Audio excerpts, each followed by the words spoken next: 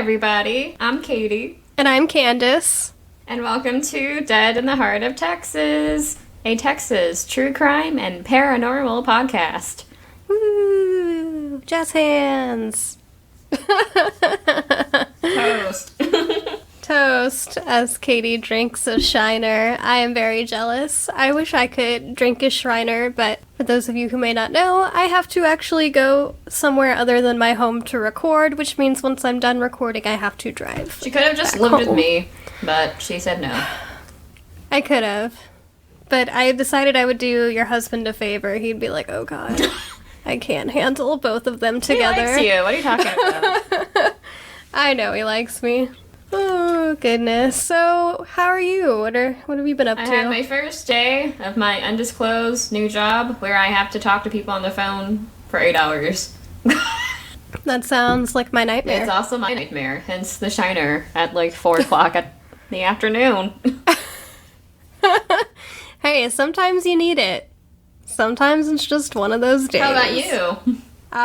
Pretty good. I enjoyed a little thunderstorm we had today. That was nice. It lasted for about an hour or two. But yeah, I think the rain's pretty much gone now. I'm so jealous, because Candace knows this, guys, but our weather app has been saying there's going to be continuous thunderstorms for 2 days, and there hasn't been a single one. And I'm sad. That is really tragic. That was me over the last weekend. Because they told us we were going to have rain for 3 days straight, and we did not have any rain. And now all the thunderstorms are gone from the forecast. Why? So when I was a child, in 3rd grade in particular, I was really obsessed with meteorology. And I would tell my family and friends, and really anyone who would listen, that I wanted to be a meteorologist because, and I quote, they can lie and get away with it. You know, I can think of some other significant people in the spotlight who can also lie and get away with it. Politicians. Excuse me. Anyways, but yeah, that was my goal in life. I wanted to be a meteorologist. I actually wanted to be a storm chaser because Twister is one of my favorite movies. I was like, I want to do that, even though tornadoes scare the crap out of me. I feel like it's like when you're a kid and you're like, I want to be a librarian. Or actually, being a librarian would be fun. Hey, I still want to be a librarian. I've been applying for jobs to be a librarian. As soon as I said it, I was like, oh, that was not the thing to... Thanks a lot, Katie. No, I'm kidding. It's fine. I just want a job where I don't really have to talk. Well, I mean, you do have to talk to people, but like... You get to be surrounded by books all day. Oh that sounds so much you fun. Could do, like, be a remote librarian and just help people find stuff on the internet, book-wise. Too broad. If only I could just recommend books for people. Could that be my job? Have a book club. Just like a professional book recommendee. I kind of thought about it. Like, we tried to do that Jane Austen book club, which... Whoops. Didn't work. It's just that I go through periods where all I do is read and I'll finish like 2 or 3 books in a month, and then I'll go through periods where it takes me like a year to read a book.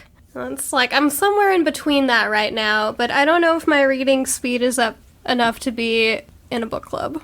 But I guess if I'm in a book club, it would make me want to read more. I don't know. Or you'd be like, it's a hassle. It's so difficult. Yeah, kind of like with the Jane Austen one. Jobs. Someone hire me. Well, you can have my job if you want it. No thanks, I'm good. Alright, shall we tune into the happy stories of the week? Alright, shall I kick us off with this week's happy tale? Yeah, I'm excited. Alright, guys. So, as you know, the past 2 weeks have been kind of intense topics. Even just the Houston mass murders alone. But tonight we have a little bit more of a, not really, but kind of lighthearted story. And I found myself kind of not chuckling, because that sounds terrible, but I was kind of more ridiculous than terrifying. And the story I am talking about is the Pom-Pom Mom, otherwise known as Wanda Webb Holloway. I am very intrigued. I do not know this story. My first impression of the story was a Lifetime movie, and we will get to that later. All right. So, Wanda Webb Holloway was 37 at the time of the events. Basically, she was your typical middle-class housewife from Channelview, Texas. And just to set the mood, the year was 1991. 1991. And so... Where's... It's like near Houston. Okay. I want to say. But yeah, she sported the giant shoulder pads, permed hair, and she lived in what I like to call a cookie-cutter neighborhood where all the houses had the same floor plan. Ugh, I hate those. Like, think Stepford Wives, guys. Yeah, I don't want to live in one of those ever. Ugh, Stepford Wives. There you go. That's basically what you need a picture. Okay. She was described as a gifted church pianist, also described as being refined, spoke, quote, air quotes, good English, and was beautifully attired. And she was slight and pretty, with dark shoulder-length hair. And to the locals, she was indeed a lovely woman. So, let's go bring the next woman who's pertinent to the story, which is Verna Heath. And she was also a middle-class Channelview housewife, and, well, all the articles say that she literally wore the same clothing style with the shoulder pads and permed hair, and lived in a house with the exact same floor plan as Wanda's. So, like in a copycat way, or like, oh, this is just how they were. Style? This was like the neighborhood. Okay. Yeah. All right. This is the school district. That'll come into play. Ah. So, both Wanda and Verna had 13-year-old daughters who attended Channelview High School. Both daughters also were trained in alpha gymnastics, and both daughters hoped to win a spot on the Channelview cheerleading squad. Exactly. So, this is where our friend Wanda has an issue. Verna's daughter Amber was basically a shoo-in to win a spot on the cheerleading squad, whereas Wanda's daughter Shauna was not. And just a side note, Wanda never got to be on the cheerleading squad when she was in high school, and so basically she decided that she's going to do everything in her power to get her daughter Shayna on the squad. And a fun fact, this included breaking the rules for selling candy bars or promote. I think back then they like did posters and promotions to get on squads, kind of like student council.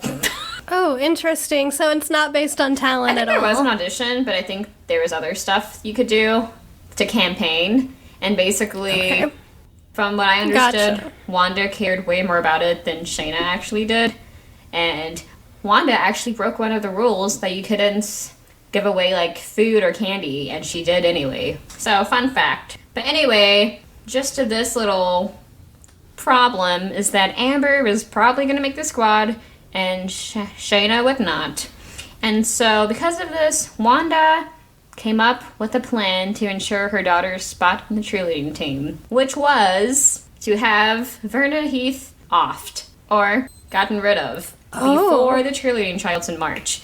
And the reasoning for this was she hoped that Amber would be too distraught to compete, thus solidifying Shayna's spot on the team. Any reasonable person would come to this conclusion, right? Yeah.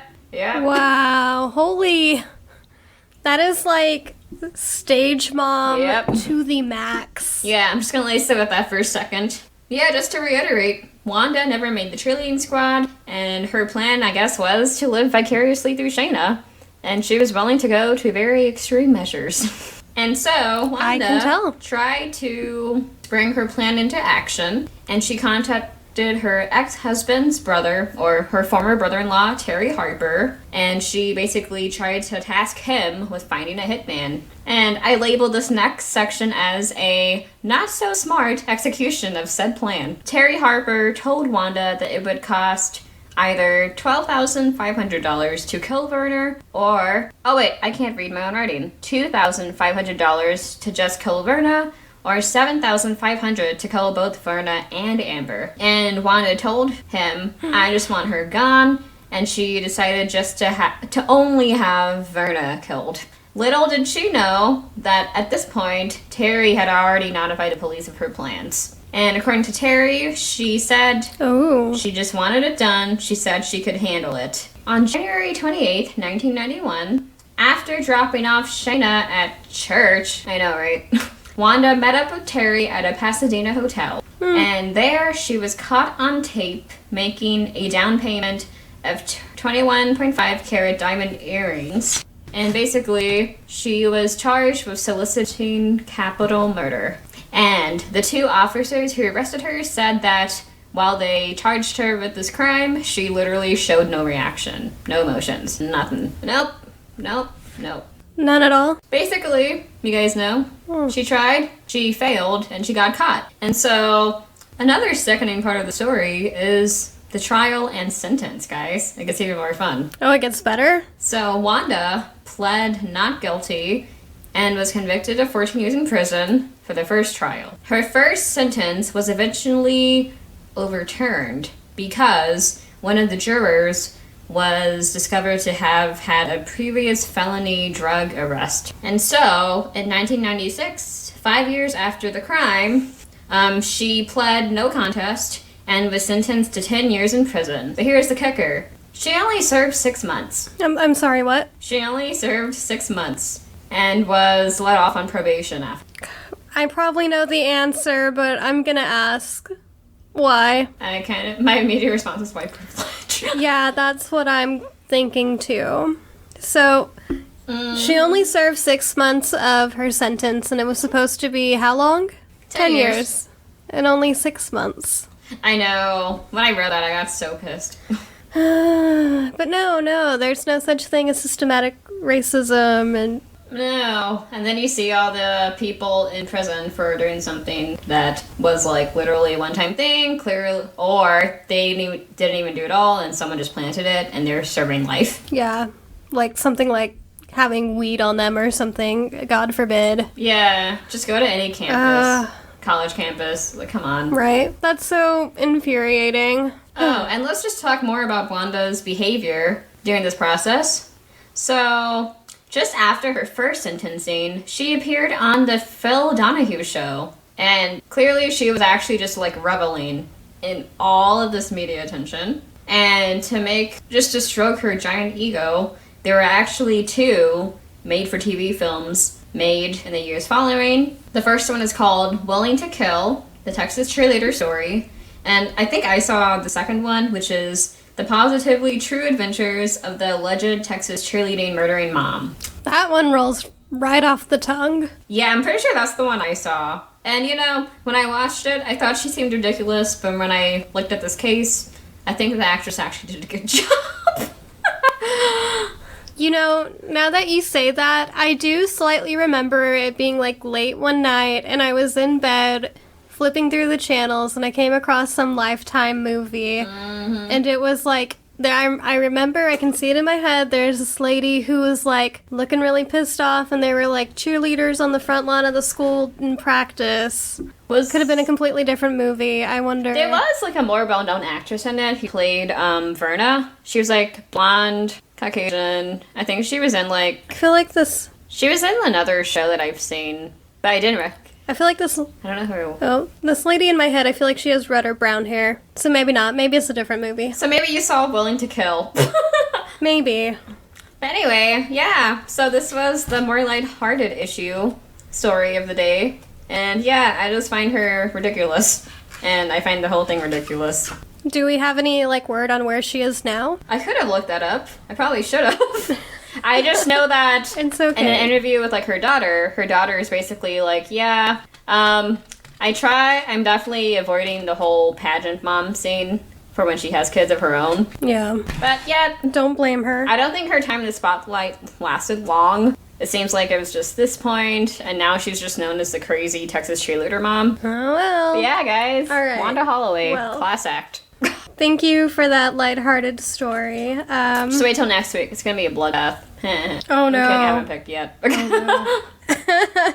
I think I'm doing another 2-parter with this episode, or with this story. I am going to be covering Old Town Spring in Spring, Texas. which is kind of outside Houston. So let's go ahead and jump on into it. Do it. So, like I mentioned, it's northwest of Houston, and it is known as the ghost capital of Texas. Or at least that's what some medium claimed. I don't know by that if she meant that there's just a lot of ghosts here, that it should be the ghost capital of Texas, or if she was like, oh no, the ghosts have all decided that this will be the ghost capital of Texas.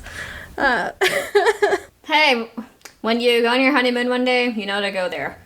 Yes, I guess. I don't really want to. But I do want to visit this town for sure. It sounds really cool. So like I said, it's located in Spring, Texas, at 403 Main Street. So from what I've gathered, it's sort of what, like, Greene is to New Braunfels. Oh. It's like that kind of little town with, like, shopping areas, restaurants, things like that. That's adorable. Although I don't think it'll stay that way. Yeah. The land of Old Town Spring was once used as a winter camp by the... Oh, I forgot to look this up. So I saw 2 different articles that mentioned 2 different tribes, but it didn't seem like they coexisted. It just seemed like either or. But it was either the Oroquiza or the Okiska tribe. I'm also not too sure if, like, this tribe just has 2 different names that isn't universally agreed upon. But either way, it's one of those 2 tribes. They were hunters and gatherers, but the Okoskia tribe was also known for their cannibalism. Cheery. Yeah. Oh, also, if I ever call this place Old Town Road or Old Town Spring Road, I am very sorry. I keep wanting to call it that in my head. But eventually, Old Town, or as I call it in my notes, OT. I'll try not to yell at you when you mess up. Candace, jeez, want some respect. No.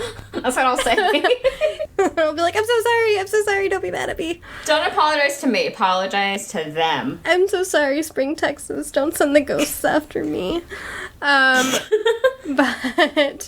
Anyways, it became a trading post for European settlers and the tribe, so they would trade together. The trading post was first established by the French, and later the Spanish would take over, and they named this little trading post Orquizac after the... How do you spell it? Orquisac,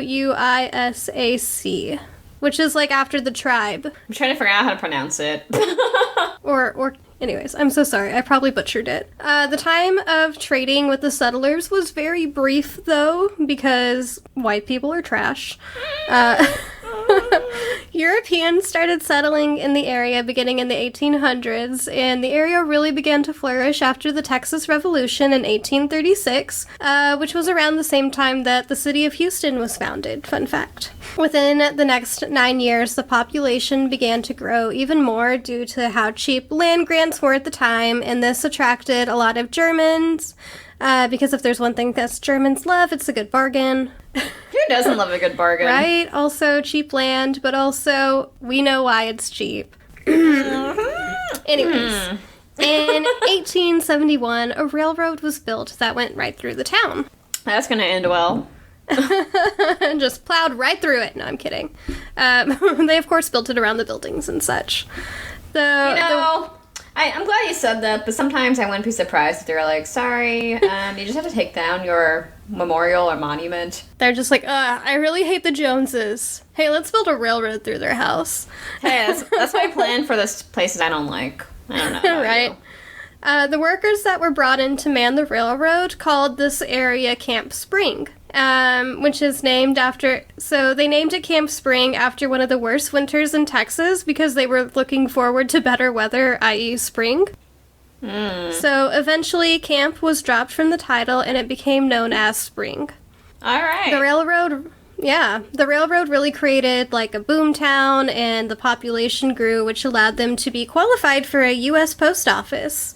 And also, fun fact, 200 of those residents were railroad workers. So most of the people here were railroad workers. But if you didn't work on the railroad, you either most likely grew sugar cane or owned a business. The town had a sugar mill, 2 cotton gins, 5 saloons, an opera house, a hospital, 2 steam sawmills, a gristmill, a bank, hotels, 3 churches, several schools, and a gambling hall. And this was all by 1901. They had an opera house? Yeah, they had an opera house. Dang. Okay. I feel like it was really common for towns like that to have opera houses. New Braunfels has one. That's cool. Okay. Yeah. By 1901, the town had a population of nearly 1,200 people. In 1915, a Category 4 hurricane hit the Texas coast and brought with it the downfall of the town. The opera house was seriously damaged, and the railroad headquarters was completely ruined. By 1923, the headquarters was moved to Houston, and then Prohibition and the Great Depression caused many people to leave the city and close up shop. The Russell Day Lily Farm helped boost the economy, and the remaining residents found ways to keep their spirits up with dances at the Woodsman of the World Hall. The Opera House was eventually repaired and turned into an early movie theater. Cool. Yeah, that's super cool. The town saw a mini boom again in the 1960s when the Goodyear Airship America decided to base there from 1969 to 1992 before deciding to move to Akron, Candace, Ohio. you realize that the 60s were not 40 years ago, but 60 years ago. Oh my god. Ooh, and now I have immediately aged into an old man once again. So then came the oil boom in the 70s, and in the 80s it became a shopping destination and eventually a tourist attraction. It also hosts an annual Texas Crawfish and Music Festival, which brings in about 50,000 people a year. Although I'm guessing it's not going to bring in that many people this year, at least I hope not. Sorry, I'm just picturing all the, people I see post ignorant stuff on the internet. They're the ones who probably go in person. Oh my gosh, did you see that, Chainsmokers concert that was supposed to be a drive-in concert, but everyone got out of their cars and were, huddled together and they weren't wearing masks? Honestly, after seeing everything during this pandemic, I'm not really surprised when I see Yeah, lunacy. but I'm like, listen, the Chainsmokers, they are not nearly good enough to risk COVID for, and that's just facts. Yeah, I'm also like, how stupid can you get, guys? Yeah. If you're offended by that, wear a mask. Yeah, it's just, human decency, it's kindness. I don't know. Wear a mask. It's uncomfortable, but it's a whole of a lot better than getting COVID. Yeah, and I still don't understand how wearing, a piece of fabric on your face violates you of your rights, where being shot by a police officer for having black skin doesn't. Yeah. It's just funny that now they care about the government telling us what we can and can't do to our bodies also. It's like I thought of this analogy the other day, Candace, or a metaphor. And we're definitely off topic, sorry guys. But I was thinking, that's fine, we'll get back. And hopefully I'm not stealing this, but with the Black Lives Matters movement, I'm kind of picturing that as someone's arm is got cut off or something happened to it. But then all the people who are like, no, all lives matter. Or, well, I don't like these masks. I feel like that's someone having a paper cut and not even being well, this is just as important. And it's just no. Yeah. Yeah, no, exactly. I see what you're getting at, and I agree. It's... You're comparing apples and oranges. It's not the same comparing thing. Apples to, dirt. Come on. Yeah. That is more accurate truth to that drink. Cheers. Well, I would cheers to that, but yeah, I need a drink to that. Alrighty, back to your lovely, scary story. So yes, fun fact, the town has been voted one of the top attractions in Texas for years now. The town has also seen its fair share of shootouts, a high criminal hanging rate, more on that later, unexplained fires, a Civil War battle, and even a robbery thought to have done by Bonnie and Clyde, which is also a story you need to cover in the future. Because I'm pretty sure Bonnie and Clyde are from Texas. Is it bad that I just now learned from you that they aren't fictional people? You're joking, right? I wish I was. I think it's because I saw the Broadway clips and I assumed it was made up. Because that's the first impression I had of Bonnie and Clyde. The Broadway show. Your homework is to go watch The Highwaymen on Netflix, or The Highwayman. It's a really good movie. Okay, text me about that. Bonnie and Clyde. Text me that after this to remind me. Will do. Anyways, I lost my place. Okay, so pretty much the whole town is haunted. And when I say this, whole town is haunted, every house, every building, every business, every road has a ghost. Which is why I'm probably going to make this a two-parter. People report unexplained noises, streetlights that flicker, and the feeling that someone is watching you, and these feelings have all been reported since the 1700s. Well, minus the streetlights flickering, I assume. But this could have something to do with the curse that was put on the land by the Okoskia people when they were forced to move out. You know, I feel like that could be related. I mean, if you force people off their land, I wonder. Yeah. So it gets more interesting. I'm just going to cover some of the different buildings, a bit about the history, and then, of course, the ghosts. So first up is, and I'm sorry if I mispronounce any of these, it's Winsche Brothers Cafe and Saloon. It's like a German name, so I don't know if they pronounce it the German way or if they pronounce it like a English way. But I'm going to pronounce it Winsche. So anyways, in Old Town Spring, there's the Winsche Brothers Cafe and Saloon. It opened up about 100 years ago in 1902 and has served as a hotel, brothel, and saloon. During Prohibition, it was the last saloon to close. In true 20 showman fashion, the cops arrived on the scene, they carried out all the alcohol into the street, lined them up, and shot the bottles and barrels into oblivion. Eventually, it was sold in 1949 and was turned into a cafe. And so, like, in town, this cafe is sort of known as the Anchor because it's, like, said to bring the community together. In 2015, it caught fire and sold again in 2017 and reopened at the end of 2019. And it's also haunted, which is a big shocker. What? I'm sure you didn't see that coming. No way. Reports here at the cafe is that the telephone receiver has been known to be picked up and thrown onto the floor by an unseen force, which I'm sure is actually just Katie when she gets a phone call from work. I'm actually a ghost, guys. You know, I actually was born and lived during the 1600s, and I just acclimate really well. Oh, that's... You don't look a day over 100, so you look That's because I'm 99. But no, oh yes, music will change in the middle of the day, and the water will turn on and off. Silverware would move on its own, chairs flip over, and people hear footsteps on the second floor, which is the off-limits area. Dang, creepy. It's allegedly haunted by the original owner, whose name is Uncle Charlie Winsche, which I wonder how he got the uncle part. I don't know. You know, I always feel like anytime a mom introduces you to someone that's not related, and she's like, oh, you can call him Uncle. It's usually because your mom is screwing him. Anyways. I just watched Little Women the other day, and I'm just picturing the scene where the hotel guy, the awesome hotel guy, is like, oh, it's her uncle. And later she's like, he's not actually my uncle. And this other lady's like, they never are, dear.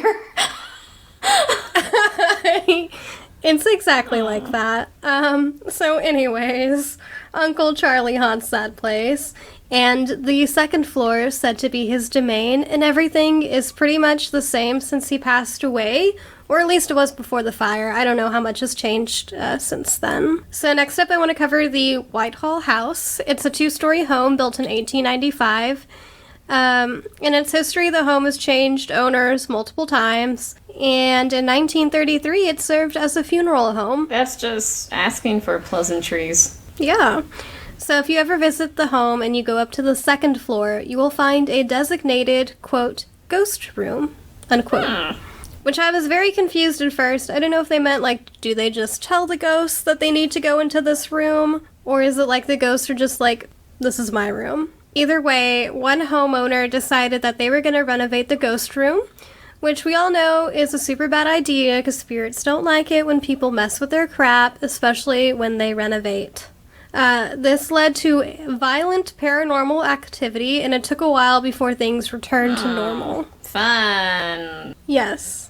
So, the Whitehall House is sort of leased to renters as of now, so it's like a home people live in. And if you decide that you want to live in the Whitehall House as you are signing the rental agreement, you must agree to 2 clauses in the contract. Number 1, you must not, under any circumstances, change or mess with the ghost room. Number 2, you cannot break your contract because the house is haunted. Well, Alright. I didn't know that was a legal thing you could put in your contracts, but apparently it is. So people have reported seeing a man walking back and forth on the balcony, and a couple have been seen swinging on the porch swing, which is really cute. So sort of just like on the streets in the town itself, there's an area sort of where the Civil War battle scene kind of took place. There's a ghost there who's been known to throw acorns at people, although skeptics believe that it's just a very territorial squirrel. Fair. There's a tree in this area that was used to hang people who violated the law. At one point, one judge hanged 60 people during his career. Ugh. We'll talk more about him later. Allegedly, his ghost haunts the area as well. People think he might feel guilty for sentencing so many people to their deaths, or this is his punishment, perhaps, for doing so. So the town itself. So if you visit the town, you'll notice that there are trees growing through a lot of the houses there, and this is allegedly because of the curse. Anyone who has tried to chop down one of these trees or remove it from their home or business have experienced unexplained fires. Some fires were so bad, people had to close their business and move away. A headless railroad worker walks the streets. Story goes that he was running with a lantern to try and tell a train conductor something, like to stop, I think. And he tripped and fell on the tracks and he was run over. Ugh. So there is also an ice house. The ice house has suffered several fires in its history. People feel that the air is very heavy around this place. It was actually used as extra storage back in the town's heyday for many different things. And in the 1800s, it was used to store corpses on ice blocks until the morgue had room for them. So I don't know if there was some sort of like sickness going around the town that had that, like, which caused so many people to die or what, but I guess at one point they had a lot of dead people. Great. And the ghost in and around the ice house are said to not like people. You know, I don't always like people either, especially right now. Yeah, I feel that. So there is a little restaurant, I assume, or I think it's a grocery store. I lied, it's a grocery store called Simply Texas Gourmet Food, or maybe it's a restaurant. I don't know. I didn't write it down. But the owner said that he'll return to work in the morning and he'll find that bottles have been moved around and some are on the floor broke. In Ellen's Cafe, a railroad worker named Henry haunts there. He's said to really like the tea, or maybe really hates it because he knocks down tea kettles and other things off the shelf, and he just kind of likes to move stuff around. There's the Noble Street Tattoo Shop. One night, an owner was frantic when he thought someone was locked in the bathroom when he couldn't get the door opened. He busted it open only to find an empty bathroom. Now, what's interesting about this is that the bathroom door has, like, one of those latch locks. Yeah. Do you know the ones I'm talking about? With, like, a little hook and, yeah. So that would make it nearly impossible for someone to lock it accidentally on their way out, or for anyone to lock it from the outside. And, like, once you're in there, there's really no way to kind of get out of there. Interesting. Except for the door. Near the register, they have a glass dog that has been knocked off and glued back together countless times. Why would you go for the dog statue? I know. They must not like it. So up next is the Spring Historical Museum. So it was originally the Spring Church of Christ and was built in the 1940s. Eventually it was bought by Harris County and it was remodeled to become the courthouse. And it was designated a Texas Historical Landmark in 2003. And of course now it serves as the Spring Historical Museum. It has a few haunted artifacts, the main one being a 1900s Victrola, I think that's how you say that was previously owned by a woman named Marie Bailey. This Victrola is said to randomly play the same songs that was her favorite when she was alive. On the full moon, a young couple can be seen dancing in front of the music player as it plays music. The woman is described to be wearing a lacy wedding gown. The description of this woman actually describes Bailey on her wedding day. The story goes that Bailey's father forbid her to marry a man, so the two eloped and they ran away to Spring, Texas, and she brought that player with her from home. In life, they really loved each other. They loved to dance to the music, and they stayed together until their deaths in the 70s. So it makes me think that it's sort of the stone tape theory, and that, for those of you who don't know what the stone tape theory is, it's the idea that given the right circumstances and the right, emotions, like a stone or a rock or any inanimate object can record an event, almost like a tape player, and they can play it back.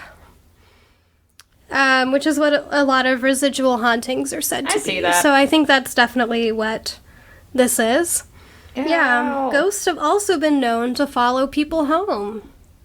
Because they have ghost tours, and usually, sometimes these ghosts will follow people home. A writer named Christina DeLay, who wrote a blog post called The Curse of Old Town Spring, which is where I got a lot of my information from, that in haunted Old Spring, Texas. But she said the next day her dryer door just kind of popped open mid-cycle with no unexplained reason. Or it was just me trying to dry my tennis shoes at the dryer. But yeah, I also have a good friend of mine named Brenda who went on a ghost tour here, and she agreed to tell her story for us about what happened.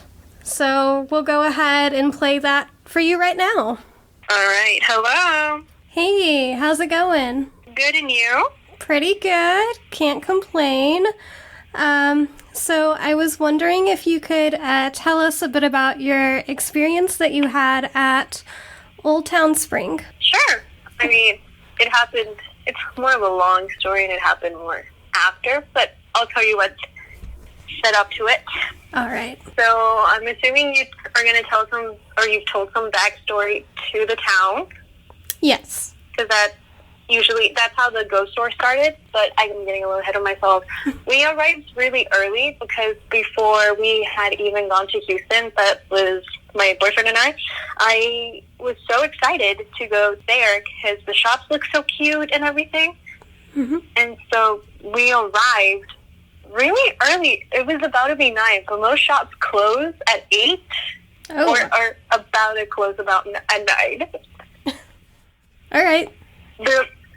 They're like, no, let's get the fuck out. That should have been sign number 1. They knew, yeah. They know what happens when the sun goes down. That should have been sign number 1. And when I went to look back at the tour site, it literally says that on it. That they get out. And I was like, this is what happens when you're dyslexic. This is what you get. It's almost haunting. That's crazy. That I did not know. But that's good to know if you want to go visit there. Just a little FYI, you know? Yeah. And so the shops are closed, whatever, and we still had quite some time to kill till the ghost tour, because we were doing the quote-unquote rated R one so that there would be no kids. You know? Don't blame you. Like Yeah. And so then,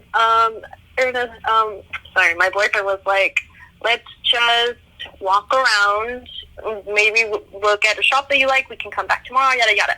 So we're walking around, killing time, and for the most part, the town is pretty lit, or lit enough that you can see. Mm-hmm. But there were these 3 specific areas that had absolutely no lighting. And 2 out of the 3 I went to because I was like, I'm here, fuck it, you know? Except this 1/3 spot, I refused to go in that area. I was like, no, that's where people get murdered. Wink, wink, nudge, nudge. Uh-oh. Yeah, and so whatever time came, we started the tour, which I would totally recommend if anyone is ever there. It was fantastic. Probably one of the best ghost tours I've ever been on. Nice. And so everything, you know, pretty standard, walked around, and then tell me why the last stop on this tour was that the no lighted area that I had refused to enter. Oh. That was the final destination, but it's okay. I was like, it's fine. I'm here with a big group. I'm not gonna pussy out. It's fine. It's fine. And so to set the scene, it's a almost mansion house. It's a shop now, but it's a rather big, with 2 floors, rather big house. And on the side of it, there's a little courtyard area. Okay. And that's where we walked into so that she could talk. And in this courtyard area, it's now so there's some benches, there's a picnic-esque table, and at the very end of this courtyard, there's this humongous tree. And then in front of that tree, like a few feet from that, is this second and smaller store. But we were later on told that it used to be all one property, like the house and the smaller store. It used to be where they stored hay or something. And I was like, okay, cool. And so then they went into the story of the play. The house used to belong to, I believe it was the judge, could have been the mayor, but someone of power within the time.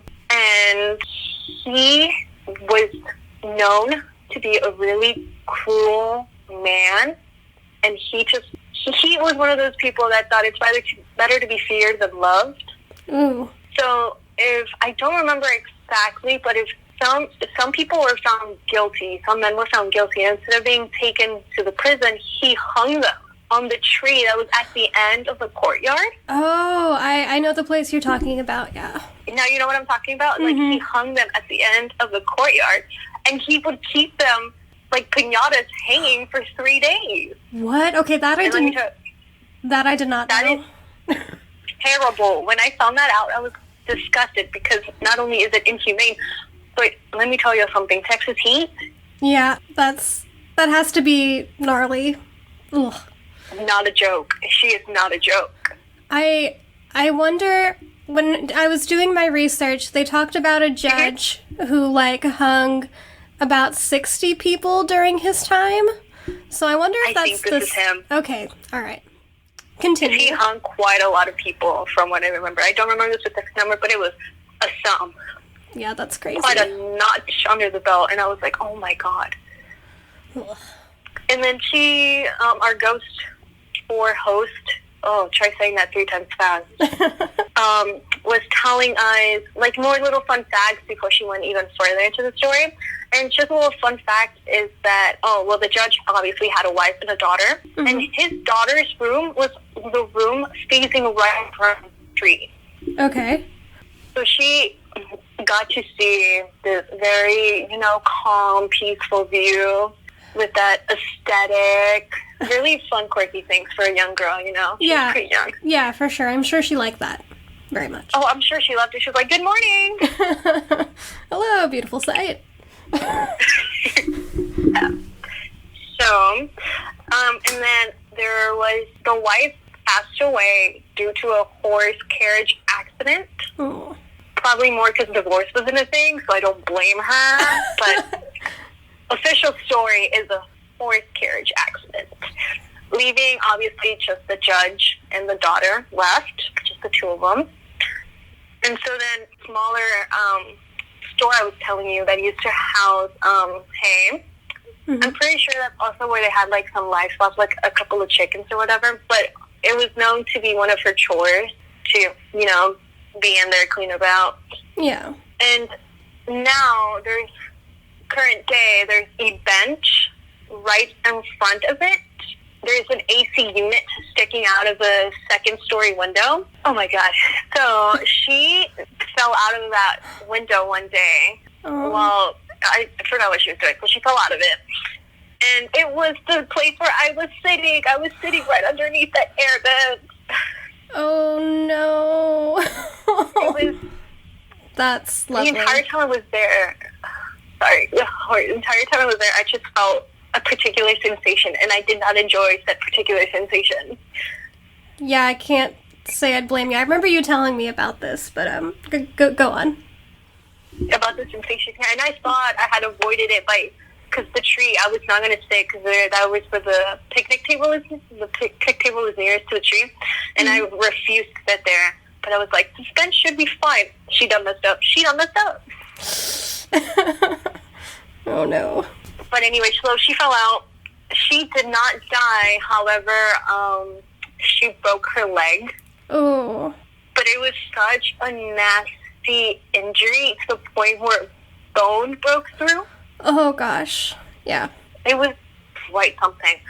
And so the judge, the only thing he did was he scooped her up, took her to her room, poured some alcohol on it, called it a day. Oh, so not only is he judge of the century, but he's also father of the year. Oh, father, husband, this man really had it going for himself, you know? Yeah, sounds like it. Yeah, for sure. Like, oof. I want me one of those. Right? Where can I find one? Accepting serious inquiries only. Email us at... No, I'm kidding. But please continue. Yeah, no, of course. And so no doctor was ever contacted as far as they're aware. And so she unfortunately passed away due to it got infected. Oh, that poor girl. Her wound got infected. So, I don't even want to imagine the scent of her room plus the window open. Oh, God. Yeah, I'm sure it smelled awful. Oof. Somebody needed, Bath and Body Works at that time. Jesus. Just all the candles.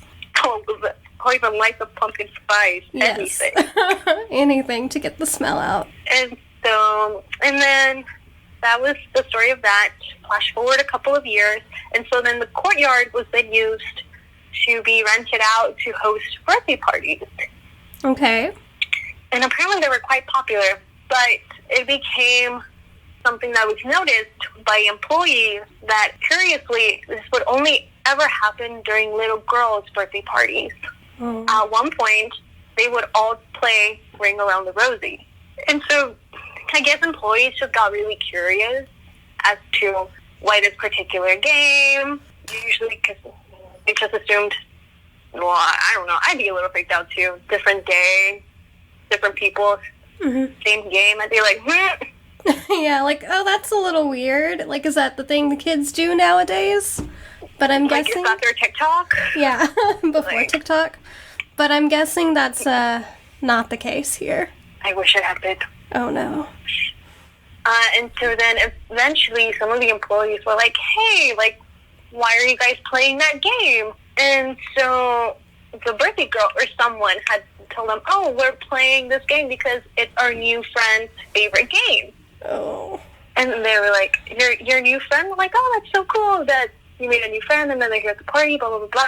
And they're like, oh, no. Our new friend was already here. And then it's time to throw the child out and get a new one. Oh, for sure. I can just imagine the employee going, what? I was the only one here. I got here first. Can you imagine just after a while, they're too afraid to ask. They don't need to. They know. They know. And they're like, you know what? Time for cake. Let's wrap this up. Oh, no, that game is banned here. Sorry. We don't play that. We do not play that. Oh, Lord. Well, that's how things went. That word got around to employees, they chatted. And it started to creep out a lot of employees, so they never had enough staff to host these parties, and eventually they just got rid of it altogether. And then our ghost tour host was like, who wants to play? No. Yes! Oh, no, I forgot about this part. And I was like, not I, ma'am, not I. Count me out. Tell me why my boyfriend just skyrockets off of his bench. I've never seen that man move that fast. Oh my God. And so they were going to play, there were two options to go about it. They could either A, play Ring Around the Rosies, which they did not want to do because a majority of the volunteers ended up being men, and you can't have that for a masculine ego, Yeah. So there was the second where I forgot, it was this chant, but I tried blocking that out of my mind, and I think it has worked. All right. Do not recall. No need to tell us. Yeah, no, it's fine. Just take my word for it. Take my word for it. We do. And so obviously they sit in a circle in the middle of the courtyard, and my non-believing boyfriend got in the circle. They held hands, and he says that the scariest part of that for him was being stuck between two middle-aged men in their sweaty, tight grip. Ugh. Love that imagery. Yeah.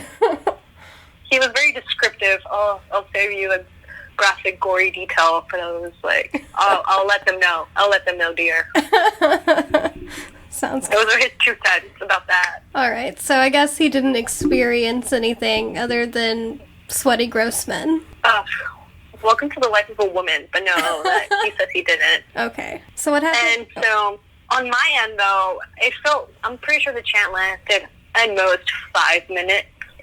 Okay. But it felt so long to me, and I felt like the level of uncomfort and unease I was experiencing she went through the roof the moment they started, but I'm over here trying to play calm.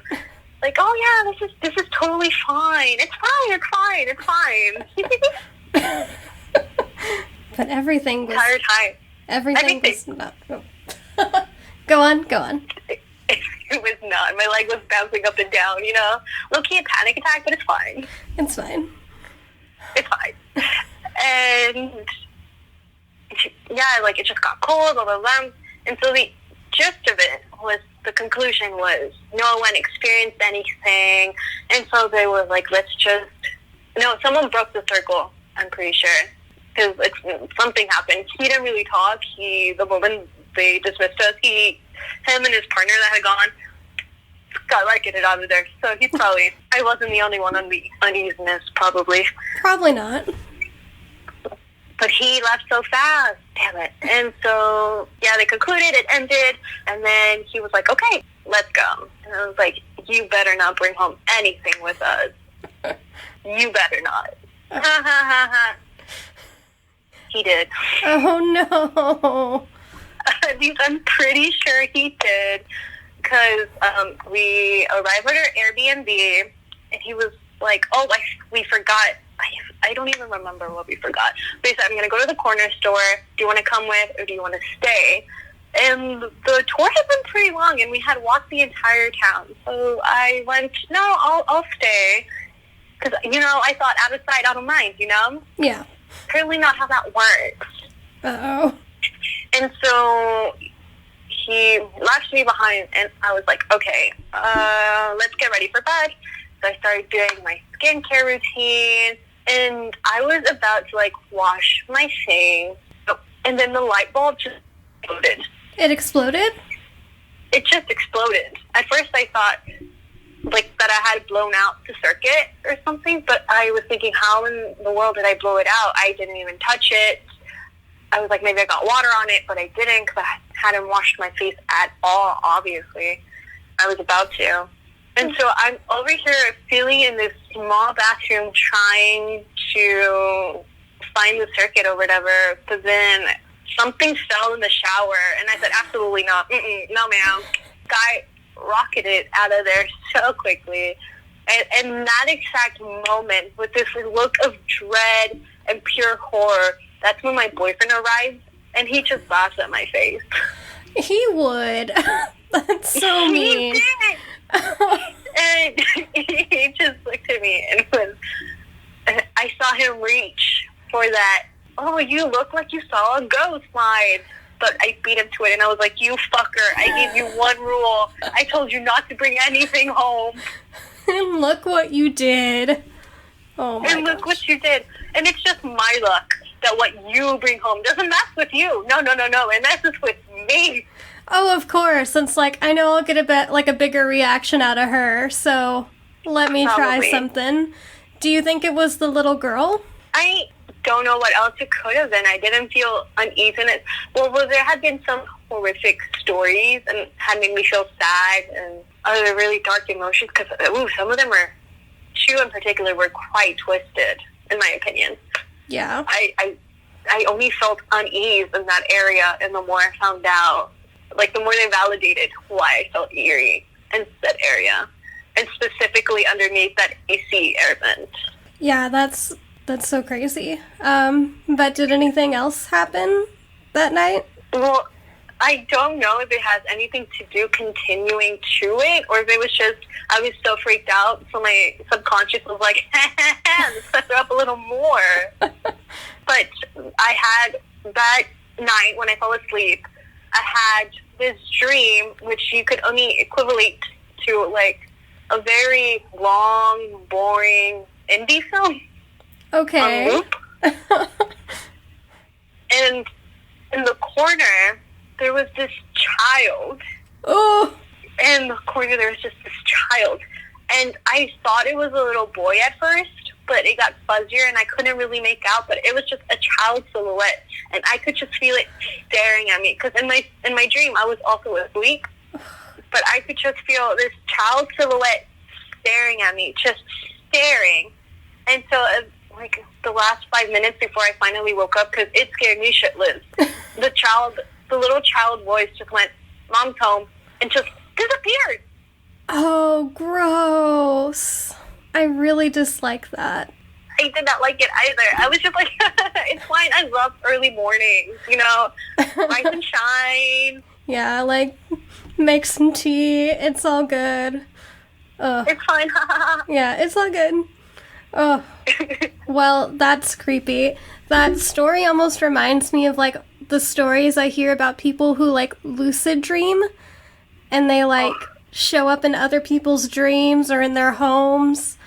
And, like, the other people can see them. Oh, No. that's almost Not a what fan. it's... Yeah, either way. Vomitous. I don't like it.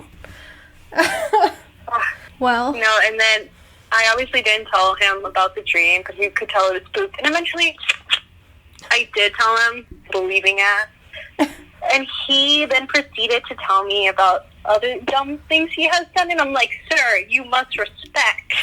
Yeah, you have to have a healthy respect for the other side, even if you don't believe in it. Cause Oh, for sure. I'm in the middle. More of a, I would say I'm a skeptic, but there's moments every now and then where I'm like, just to be safe, I'm a respect. yeah, same here. It's good to have healthy respect.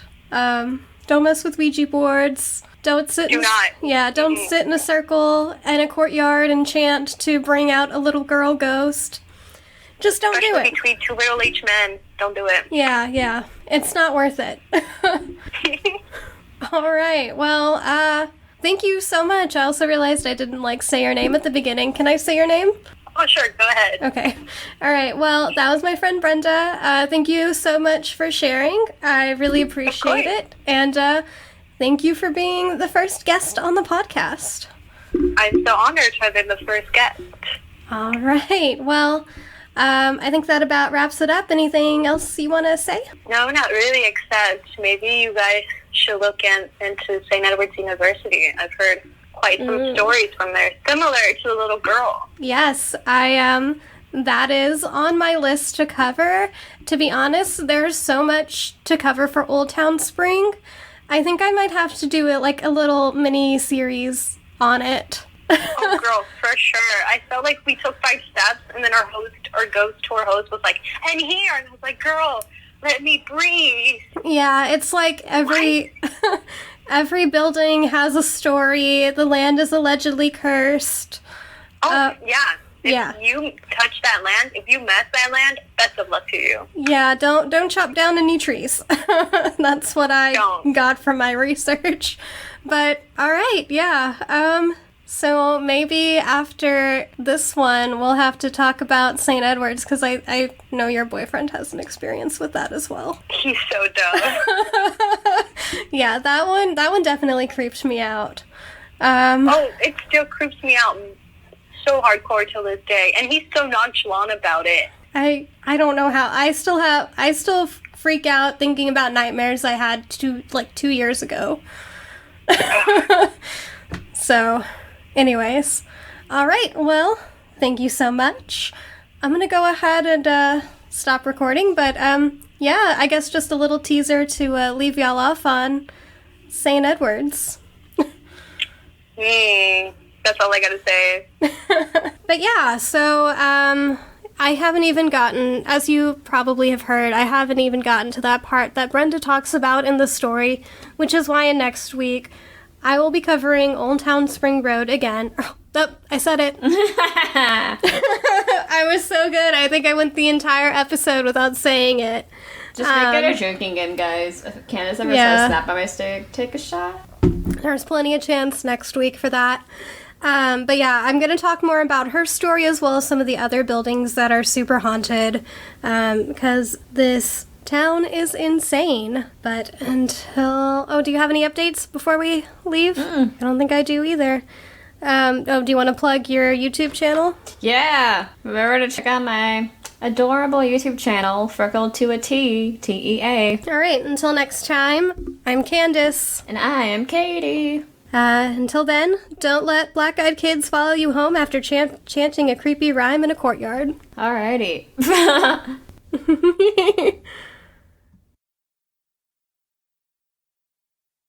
Do do do do do do do do do.